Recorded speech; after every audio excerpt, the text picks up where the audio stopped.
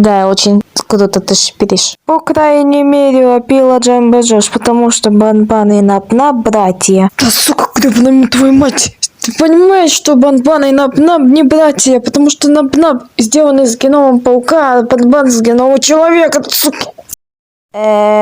Вообще-то их шиперить тоже отвратительно, потому что Нап-Нап генома человека, а Банбан генома... Ой, то есть наоборот. Ладно, я понимаю, Селина и Нап-Нап, но...